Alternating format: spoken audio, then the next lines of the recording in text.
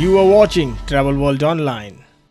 PM Gati Shakti is driven by 7 engines: roads, railways, airports, ports, mass transport, waterways, logistics infrastructure. National Railways program will be taken up on PPP mode, 400 new Vande Bharat trains in next 3 years. In hilly areas, to improve connectivity, convenience and boost tourism, development of ropeways in hard-to-reach areas.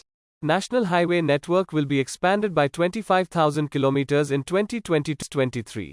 Multi-modal logistic parks at 4 places will be awarded in 22-23. 100 PM Gati Shakti cargo terminals for multi-modal logistic facilities. ECLGS scheme has been extended till March 2023 with expanded guarantee cover of 5 lakh rupees crore. Corporate surcharge to be reduced from 12% to 7%.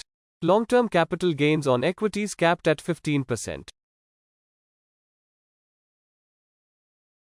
But saying that, we are very disappointed, because I think in our representations to the finance minister over last 3 months, we've been requesting continuously for GST input credits be made available across states for hotels and travel tour operators. We've been asking for TCS abolishment so that, we can start travel and, we can be more effective and, cost conscious. And most importantly, which I feel that it wouldn't have cost them even a dime, to say that we be brought under the concurrent list for the industry status. Because I think that would have been at least a very welcome move that they are looking at our sector as an industry. Because I think we are an industry by large. Also, in our budget speech, the Honorable Finance Minister set out to say Amrit Kal and being positive for the growth of the country. We feel that this is not Amrit Manthan, but I think it's more like, Mahapralay. I think it's more like that. It's more like a pralay that we never get any importance at all. Saying this, I would also say that we had appealed for the opening of the sector and making it more liberalized for ease of doing business. And those are the things which would not have cost them any deficit in the budget. The Honorable Finance Minister today, we had met her in July, and some of the key demands or requests to her were, first of all, the TCS, which has not been accepted, and we are losing business to the neighboring countries. Once we have requested the Honorable Prime Minister for grant. Now, if you give us a one-time grant, we will be again able to revive and get business whenever the borders open up. But and later on, when the people come, we will be able to pay back the same to the government in form of taxes, GST or other ways of taxes. But the government does not understand that if they give us a grant, it is kind of an investment which they are doing.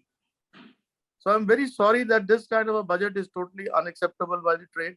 Every year we start out with hope and we end up in despair. And this is no exception. I had really hoped that, given the fact that this industry has suffered so grievously in the last 22 months, that there would be some relief to be given to us. By their own admission, in the Rajya Sabha, the Minister for Tourism accepted that the NCAER study said that 21.5 million jobs were lost in this industry in the first 3 quarters of 2020. उसके बावजूद अगर इसको नजरअंदाज किया जा सकता है, then I don't know. I mean, why do we then keep talking about the multiplier effect of tourism? Its power to eliminate poverty, its power to connect people, if we don't do anything for this industry, which was do away with the TCS. It diverts business from Indian enterprises to overseas enterprises. How are we going to make in India if we keep diverting business? Okay, you don't want to abolish it, make it a symbolic 1%, if that's the idea of bringing people under the tax net. We had asked for infrastructure status for the industry, which would make loans available to our industry at a lower cost for a longer duration at a better rate. I mean, nothing has been addressed, and I am very, very disappointed कि कुछ नहीं हुआ है और यही सिलसिला चलता रहा, so this industry is in for another very bad year. President of the Tourism Confederation of Tourism Professionals, I would like to say that I am totally disappointed with this year's budget. The tourism industry was expecting some relief.